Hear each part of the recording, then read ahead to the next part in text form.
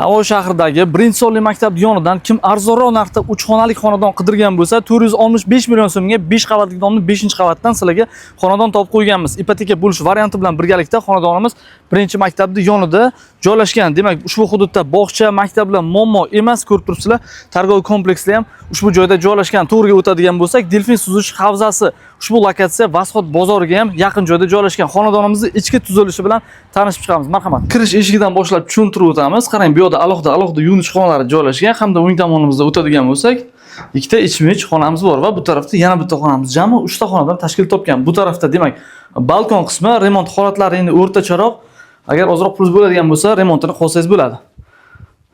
Betartib holatga e'tibor bermaysizlar. Marhamat, bu ikkinchi xonasi. Yotoqxona qilib ishlatsangiz bo'ladi. Ikkita xonamizni ko'rib o'tdik. Yuvinish xonalarini kadrini qo'yib ko'rsatib o'tib ketamiz. Hamda bu tarafda 3-xonamiz.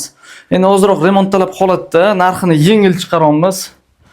Keyinchalik bemalol remontini qilib olishlaringiz uchun. Oshxona qismini ham tayyorlash uchun sharoitlari bor va ushbu xonadonimiz 465 million so'm ustida yana ozroq savdosi bor holatda sotuvga chiqaramiz. Ipoteka bo'lish imkoniyati bilan birgalikda kimga agar ana shu hudud qiziq bo'ladigan bo'lsa, birinchi maktab yonidan xonadon arzonroq olaman degan bo'lsa, yaxshi variant, keyinchalik remontini qilsangiz ham bo'ladi.